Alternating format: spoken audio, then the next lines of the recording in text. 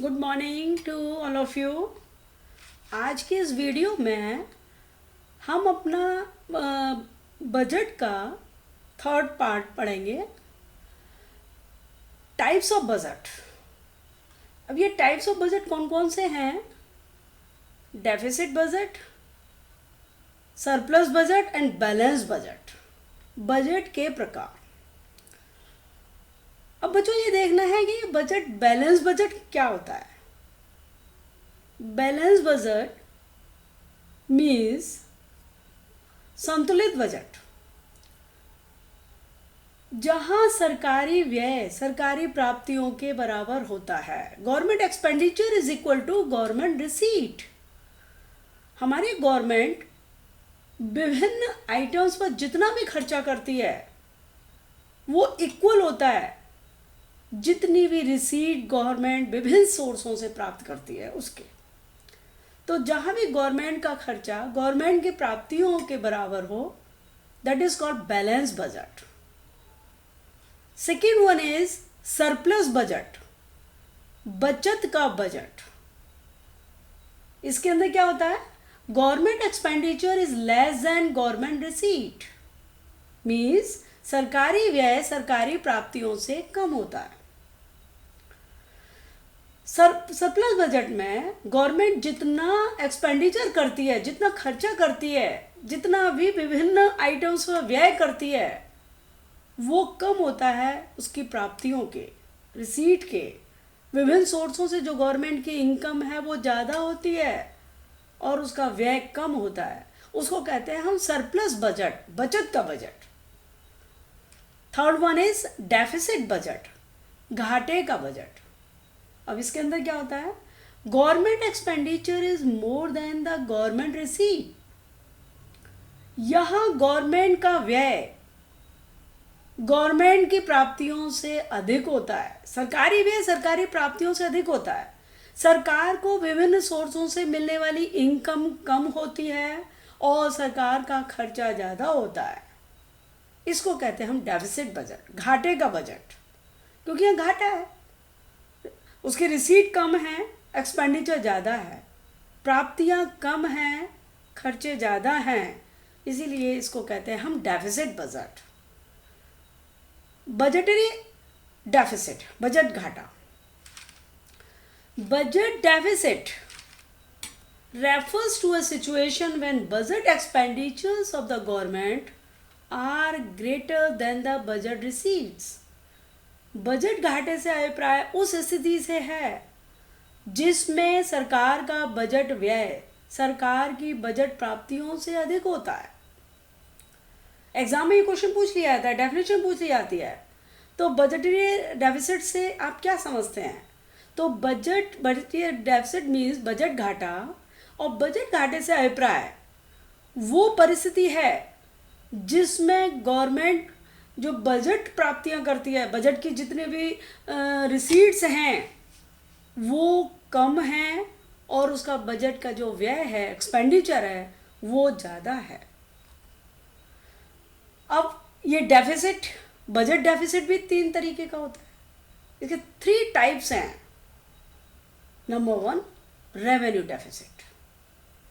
Revenue deficit is the excess of revenue expenditure over revenue receipt. राजस्व घाटा राजस्व व्यय की राजस्व प्राप्तियों पर अधिकता है। रेवेन्यू डेफिसिट कहेंगे जितना भी हमारी रेवेन्यू रिसीट्स हैं वो कम होती है और रेवेन्यू एक्सपेंडिचर ज़्यादा होता है। रेवेन्यू रिसीट्स ये हम पिछले वीडियो में पढ़ चुके हैं और रेवेन्यू एक्सपेंडिचर भी पढ़ चुके हैं। तो जिस व्यय के अंतर्गत जहाँ राजस्व व्यय ज़्यादा है, राजस्व प्राप्तियाँ कम हैं, वहाँ रेवेन्यू डेफिसिट होता है। Formula, revenue deficit is equal to revenue expenditure minus revenue receipts. Revenue expenditure ज़्यादा है, उसमें से आप रेवेन्यू रिसीट जो कम है माइनस करेंगे तो हमारा रेवेन्यू डेफिसिट आएगा। अब रेवेन्यू डेफिसिट को हम कम कैसे कर सकते हैं? मेजर्स, ये कई बार रेवेन्यू डेफिसिट राजस्व घाटे को दूर करने के उपाय ये पूछ लिए जाते हैं बोर्ड एग्जाम में।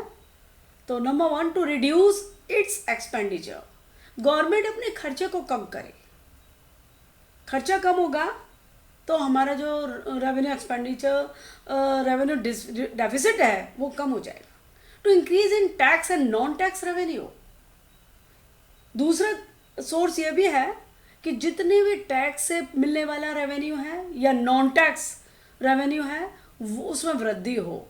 गवर्नमेंट टैक्स को इंक्रीज कर दे तो उसको उससे जब रिसीट ज़्यादा होगी तो एक्सपेंडिचर के एडजस्टमेंट उसमें हो जाएगा। Third one is to disinvestment by selling its own shares to PSU। Disinvestment करे, विनिवेश, विनिवेश का मतलब PSU जो पब्लिक सेक्टर अंडरटेकिंग्स के अपने शेयर को बेच के विनिवेश करे, उससे पैसे का अरेंजमेंट करे, जब उसके बाद रेवेन्यू रिसीट आ जाएगा तो वो एक्सपेंडिचर एडजस्ट होगा, इसके इक्वल होगा, तो रेवेन्यू डेफिसिट काफ़ी हद तक कम हो जाएगा। Next one is fiscal deficit, राजकोषीय घाटा। और राजकोषीय घाटा क्या है? Fiscal deficit is the excess of total expenditure over total receipts excluding borrowings. उधार को छोड़कर यह कुल व्यय की कुल प्राप्तियों पर अधिकता है। राजकोषीय घाटा कुल व्यय की कुल प्राप्तियों पर अधिकता है उधार को छोड़कर। उधार को हम एक्सक्लूड कर देते हैं तो जितना भी टोटल एक्सपेंडिचर ज़्यादा है टोटल रिसीट के और एक्सक्लूडिंग बोरिंग्स तो हमारा आता है राजकोषीय घाटा।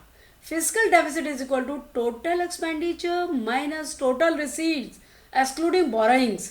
जितना भी टोटल एक्सपेंडिचर है गवर्नमेंट का और टोटल रिसीट जो मिली हुई है तो उसमें से टोटल एक्सपेंडिचर से टोटल रिसीट को माइनस करें, बोरिंग्स को निकाल के, बोरिंग को छोड़कर, तो हमारा फिस्कल डेफिसिट कैलकुलेट होके आएगा। अब जो third one is primary deficit, प्राथमिक घाटा। Primary deficit is a difference between fiscal deficit of the current year and interest payments on the previous borrowings. प्राथमिक घाटा राजकोषीय घाटे तथा भुगतान किए जाने वाले ब्याज का अंतर है। जो हमारा फिस्कल डेफिसिट है उसमें से यदि हम इंटरेस्ट पेमेंट्स को माइनस करें तो हमारा प्राइमरी डेफिसिट आएगा। और इंटरेस्ट पेमेंट कौन सी? जो ऑन द प्रीवियस बोरोइंग्स, जो पहले हमने उधार लिए हैं। मान लीजिए हमारी गवर्नमेंट ने पिछले साल में जो लोन लिया, उधार लिया, और उस पर जो उन्होंने इस साल इंटरेस्ट पेमेंट की, तो वो उसको हम यदि फिस्कल डेफिसिट से माइनस कर देते हैं, राजकोषीय घाटे से माइनस कर दें हम जो हमने इंटरेस्ट पे की पिछले लिए हुए लोन पर, तो हमारा कैलकुलेशन क्या आएगा? Primary deficit. अब बच्चों एक न्यूमेरिकल कर लेते हैं तीनों डेफिसिट पर बेसिस। देखिए क्वेश्चन है, रेवेन्यू एक्सपेंडिचर गिवन है 100, कैपिटल एक्सपेंडिचर है 60, बोरोइंग्स है 90, रेवेन्यू रिसीट है 80 और ये इंटरेस्ट पेमेंट है 30। बच्चों इसको आप करोड़ में मान के चलिए। तो रेवेन्यू, अब आप सबसे पहले हमें तीनों ही डेफिसिट कैलकुलेट करने हैं। तो सबसे पहला है रेवेन्यू डेफिसिट। रेवेन्यू डेफिसिट आपने पीछे फॉर्मूला देखा, revenue expenditure minus revenue receipt. यदि आप रेवेन्यू एक्सपेंडिचर से रेवेन्यू रिसीट को माइनस करते हैं तो रेवेन्यू डेफिसिट आएगा। राजस्व घाटा, राजस्व व्यय से राजस्व प्राप्तियां यदि माइनस करते हैं तो आपका राजस्व घाटा आएगा। अब आप देखिए क्वेश्चन में क्या दिया हुआ है, revenue deficit is equal to, तो रेवेन्यू एक्सपेंडिचर है 100, रेवेन्यू रिसीट है 80, 100 से 80 माइनस किया तो यह आया आपका 20, तो रेवेन्यू डेफिसिट कितना आया? 20 करोड़। सेकेंड वन, अब हमने निकालना है फिस्कल डेफिसिट, और ये आप पहले ही पढ़ चुके हैं। Fiscal deficit always equals to borrowings, borrowing से इक्वल होता है। तो बोरोइंग्स क्वेश्चन में देखिए, बोरोइंग्स है 90, तो आपका फिस्कल डेफिसिट कितना होगा? 90। And third you have to calculate primary deficit, प्राथमिक घाटा निकालना है। तो प्राथमिक घाटे का फॉर्मूला राजकोषीय घाटा माइनस इंटरेस्ट भुगतान, ब्याज भुगतान, physical deficit minus interest payment. Physical deficit equals to borrowings and borrowings are 90 और interest payment is also given here, वो भी यहाँ दी हुई है। तो ये है 30 और 90 से 30 माइनस किया तो आपका आता है 60। Okay, this chapter is totally clear to you? Thank you.